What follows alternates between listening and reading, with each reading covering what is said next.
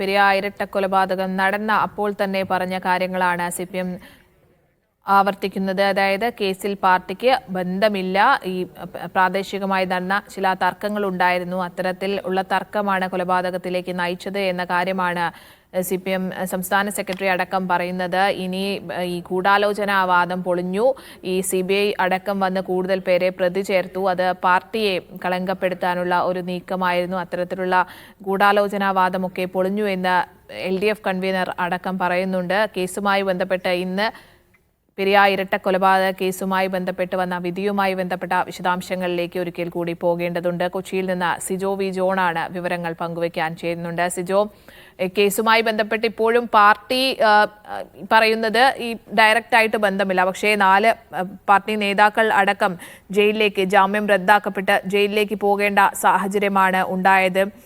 ഏറ്റവും പ്രധാനപ്പെട്ട ഇവർക്ക് കുരുക്കായത് എന്താണ്? ഇപ്പോൾ വിധിപ്പകർപ്പടക്കം പുറത്തു വന്നിട്ടുണ്ടല്ലോ, അതിൽ ഈ പാർട്ടി നേതാക്കൾക്കടക്കം കുരുക്കായത് എന്താണ്? അതോടൊപ്പം തന്നെ ഇനിയിപ്പോൾ ജയിലിലേക്ക് മാറ്റാനുള്ള നടപടിക്രമങ്ങൾ ഒക്കെ തന്നെ പൂർത്തിയായിട്ടുണ്ടോ?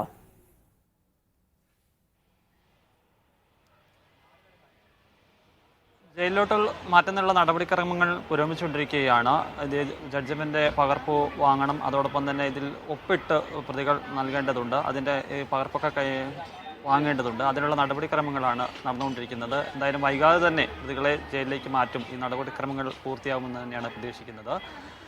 ഇനി കേസുമായി ബന്ധപ്പെട്ട് വിവരങ്ങളിലേക്ക് വരികയാണെങ്കിൽ, ഈ കേസിലെ പ്രതികൾക്ക് പരമാവധി വധശിക്ഷ നൽകണമെന്നൊരാവശ്യം തന്നെയാണ് പ്രോസിക്യൂഷൻ ആവശ്യപ്പെട്ടിരുന്നത്. പക്ഷേ വധശിക്ഷ നൽകാൻ തയ്യാറായില്ല.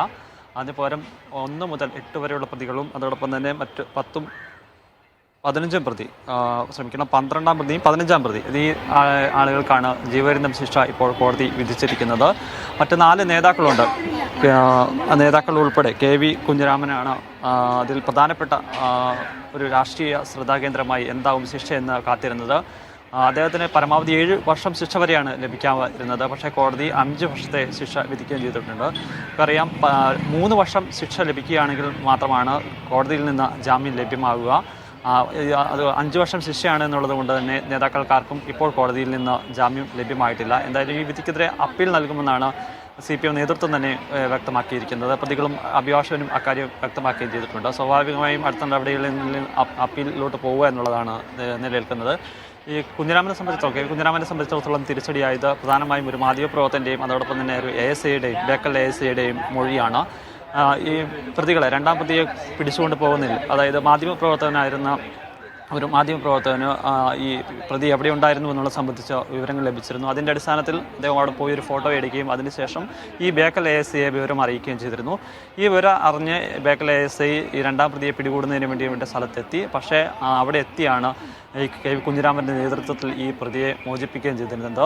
ഈ 2 സാക്ഷി മൊഴികളാണ് പ്രധാനമായും കുരുക്കായി മാറുകയും 5 വർഷത്തേക്കുള്ള ശിക്ഷ എന്ന നിലയിൽ മാറുകയും ചെയ്തിരിക്കുന്നത്. എന്തായാലും വധശിക്ഷ നൽകണം എന്നൊരാവശ്യമാണ് പ്രോസിക്യൂഷൻ ആവശ്യപ്പെട്ടിരുന്നെങ്കിലും അത് ജീവപര്യന്തം ശിക്ഷയിലേക്ക് മാറിയിരിക്കുകയാണ്.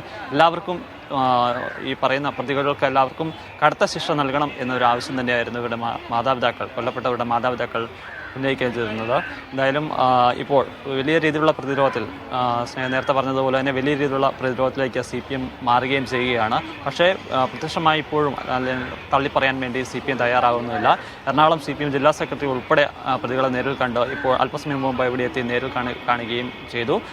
പാർട്ടിക്കാരാണ് ഈ പ്രതികളായിട്ടുള്ളത് കൊണ്ട് തന്നെ പാർട്ടി ഒപ്പമുണ്ടാകുമെന്നുള്ളൊരു കാര്യമാണ് CPM ജില്ലാ സെക്രട്ടറി വ്യക്തമാക്കുകയും ചെയ്തിട്ടുള്ളത്.